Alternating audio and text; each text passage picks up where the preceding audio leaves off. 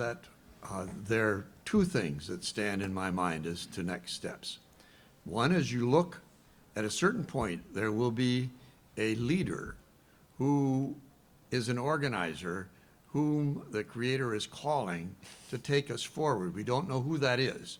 Nobody would have ever thought that when Mohandas Gandhi was riding on that British railroad train and he was thrown off of it because he was a person of color and of less worth than white people, white men, right? That negativity that all kinds of people all over the world experienced would drive him to a decision that would lead him to draw on that negativity in a way, in terms of the way he created a movement. And then the task was for folks of faith to back him in that centered movement.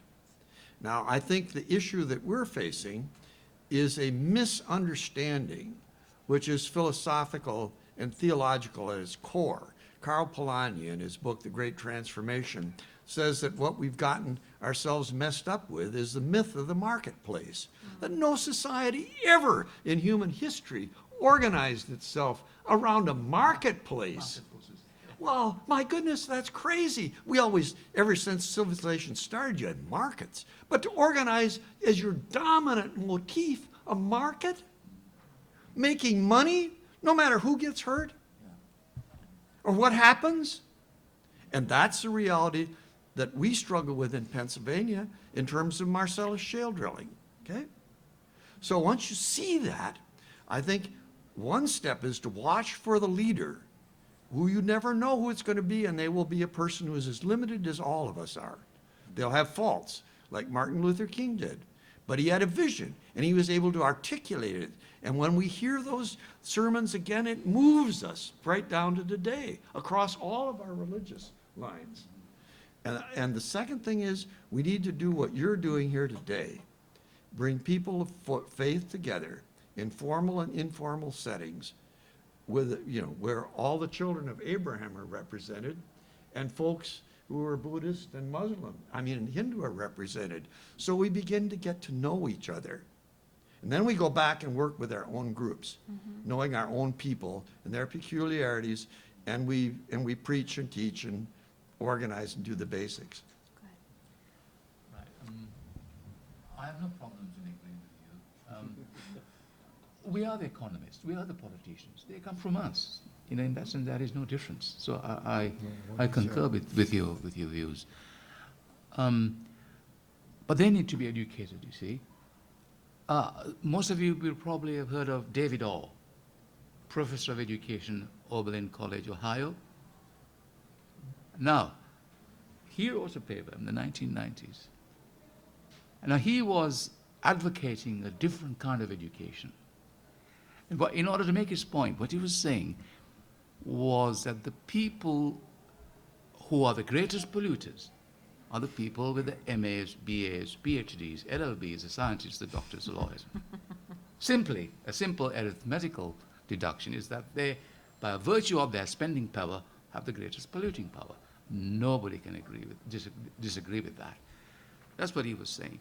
Now, the point that I'm making is that, and the point the Professor Orr was making, is that there has to be a radical shift in the way we educate our young people.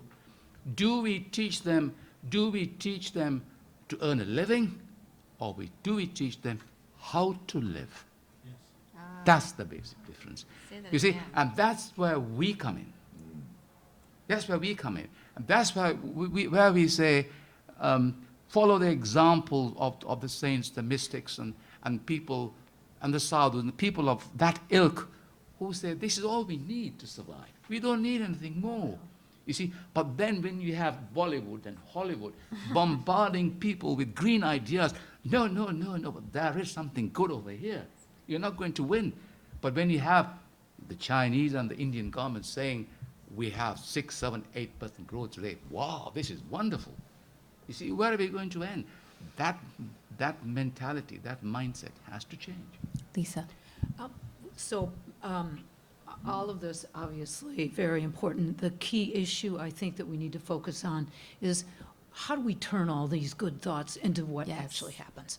So I wonder if we can agree collectively that we individually will leave here with a certain number of steps that we have in mind that we're going to do. One of which, as Fred suggested, was that we declare to each other, we promise to each other that we will become carbon neutral, either by a change in our personal habits or by offsets, and that includes what we eat, how much we fly around, and all the other things that we do that we like to preserve. So that's one thing, one practical thing, so that we can say we've done what we need to do. The second thing is that, following up on what Jonathan said, is what is the collaboration that we need to make now in the next number of months, or do we want to look at it until 2015, so that we can be very practical about a to-do list?